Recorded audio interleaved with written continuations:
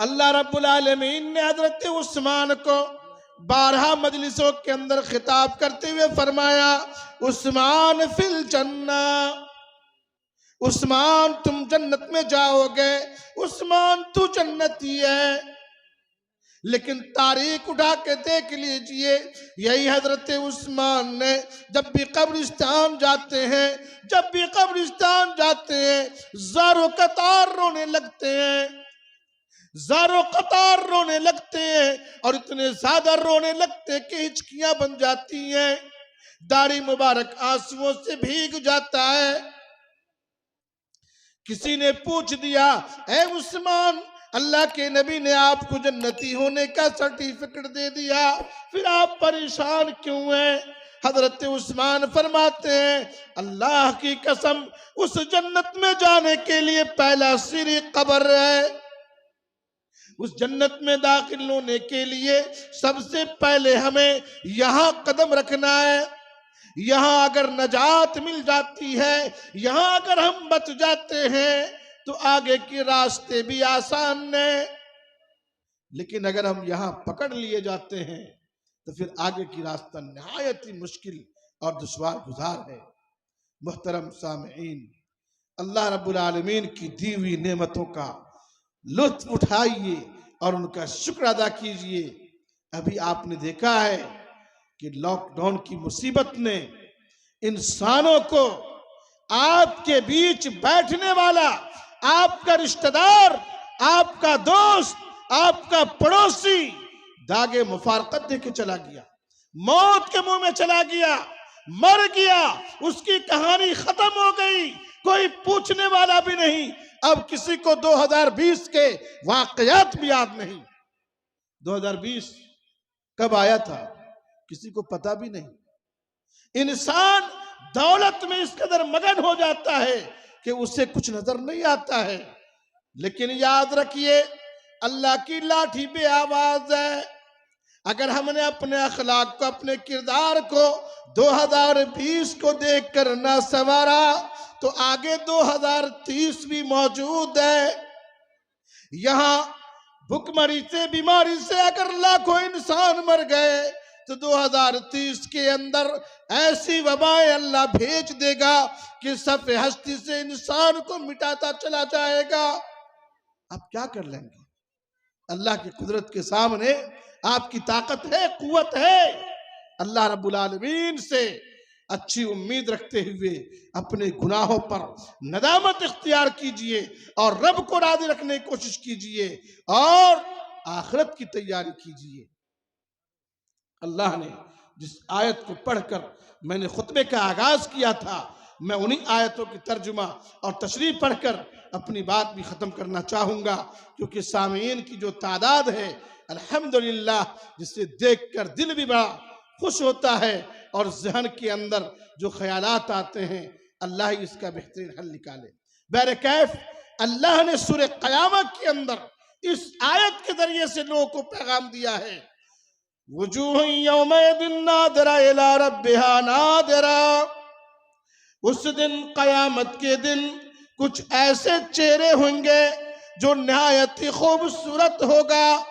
वजूह यौमइदिन नादिरा, उस दिन कुछ ऐसे चेहरे होंगे जो तरोताजा होंगे, अल्लाह रब्बुल आलमीन की तरफ देख रहे होंगे। यानी कुछ ऐसे खुश नसीब होंगे जो अल्लाह रब्बुल आलमीन को ज़ियारत करेगा, अपनी आंखों से अल्लाह को देखेगा। आप जिस अल्लाह के सामने सरबा सुजूद है, बगैर देखे हुए, क़यामत के दिन अल्लाह रब्बुल आलमीन को अपनी आंखों से देखेगा।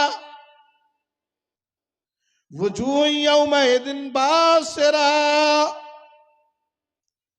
इस दुनिया जमीन पर कुछ ऐसे भी इंसान ने जिनके चेहरों के ऊपर झुर्रियां पड़ी हुई है, पड़ा गंदगी के शिकार है। ये ऐसे लोग हैं, तज़ुन्नु अय्युफ़अल बिहा फ़ाक़िरा, जब इनके ऊपर मौत के फरिश्ते जब मुसल्लत कर दिए जाते हैं, जब मौत के फरिश्ते इनके पास आ धमकते हैं, तज़ुन्नु, तो वो गुमान करता है कि अब ये जुदाई का वक्त आ चला है। कल्ला इज़ा बलगति तराक, जब उनकी जान हंसली में फंसने लगती है, हुलकूम में आकर फंसने लगती है, तब वो अपने पांव को भी मारता है, अपने हाथ को भी मारता है। घर वाले भी परेशान होते हैं और आवाज लगाते हैं, क़ील मन राक़, लगता है इसे शैतान लग चुका है, लगता है इसके ऊपर शैतान सवार हो चुका है। किसी धामी को बुला लो, किसी झाड़ने वाले को बुला लो, किसी नजूमी को बुला लो, किसी हाथ देखने वाले को बुला लो। क़ील मन राक़, ताकि वो झाड़ फूक करके इनके बीमारी को जुदा कर सके। लेकिन जिस पे सवार है मौत, वो तो जानता है कि मुझे भूत नहीं है, मुझ पे जादू का अटैक नहीं है, या मुझ पर शैतानी हमला नहीं है, बल्कि अल्लाह रब्बुल आलमीन के फरिश्ते मुसल्लत हो चुके हैं। क़ील मन राक़ वज़न्ना अन्नहुल फ़िराक़ वल्तफ़्फ़तिस साक़ु बिस्साक़ इला रब्बिका यौमइज़िनिल मसाक़। बल्कि वो मरने वाला जान लेता है कि अब कहानी मेरी खत्म हो चुकी है, अब यहां से जा रहे हैं, और फिर वो अपनी जान को फरिश्ते के हवाले कर देता है। मुअज़्ज़ज़ सामीन, अल्लाह रब्बुल आलमीन किसी भी इंसान को दवाम बख्शा नहीं।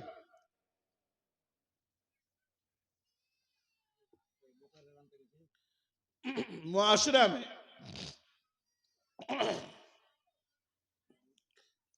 ऐसे भी लोग हैं जो नबी अकरम सल्लल्लाहु अलैहि वसल्लम के बारे में अकीदा रखते कि वो जिंदा है, और वो बोले तुम तराक अंदाज में कहते हैं वल्लाह वो जिंदा है। जरा सोचिए, कुरान की एक नहीं कई एक आयतों में अल्लाह ने नबी के मरने के बारे में खबर दिया है, इन्नका मय्यतून व इन्नहुम मय्यतून, बेशक आप मरेंगे और ये भी मरेंगे।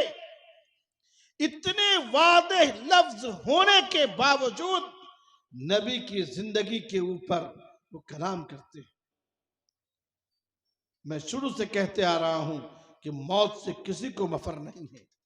अल्लाह ने सूरह वाक़िया के अंदर ऐसे मुआशरा के, ऐसे लोगों के बारे में जो मुआशरा के बड़े लीडर हैं और वो समझते हैं कि मौत से हम बच जाएंगे, अल्लाह ने उसी का नक्शा खींचा है। फलौला इज़ा बलगतिल हुलक़ूम व अंतुम हीनइज़िन तंज़ुरून व नहनु अक़रबु इलैहि मिनकुम वलाकिन ला तुबसिरून फलौला इन कुंतुम गैर मदीनीन तरजिऊनहा इन कुंतुम सादिक़ीन। क्या ख्याल है? फलौला इज़ा बलगतिल हुलक़ूम, जब मौत तुम्हारे हलक के करीब पहुंच जाती है, क्या ख्याल है? फलौला इज़ा बलगतिल हुलक़ूम, जब मौत के फरिश्ते तेरे रूह को लेकर हलक तक पहुंच जाते हैं, वहां फरिश्ते मौजूद होते हैं, फरिश्तों की मईयत होती है और अल्लाह रब्बुल आलमीन का इल्म भी वहां मौजूद होता है।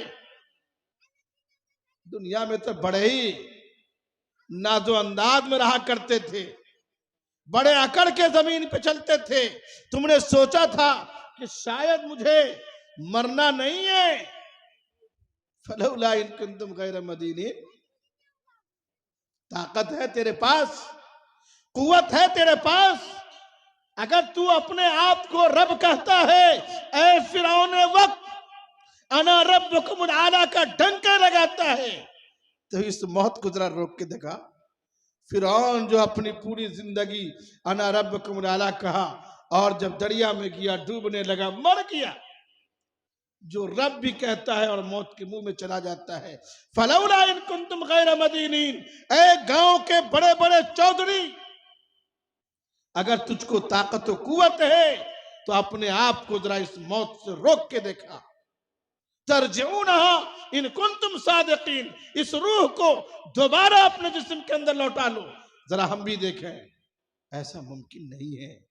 मुअज़्ज़ज़ सामीन, खुलासा कलाम ये है, लुब्बे लुबाब ये है कि हम मुसलमान हैं, कलमा तौहीद पढ़े हैं, लिहाजा फिक्र आखिरत, आने वाली जिंदगी के बारे में सोचना भी हम पर वाजिब है, फर्द है। और ये देखना है कि हम कौन सा अमल लेकर रब के बारगाह में जा रहे हैं। अल्लाह रब्बुल आलमीन हमें बेहतरीन अमल की तौफीक इनायत फरमा। जब तक दुनिया में रख इस्लाम और ईमान पर, जब खात्मा तो खात्मा बिल खैर फरमा। व अक़ूलु क़ौली हाज़ा व अस्तग़फ़िरुल्लाह व लकुम व लिसाइरिल मुस्लिमीन वल्हम्दुलिल्लाहि रब्बिल आलमीन।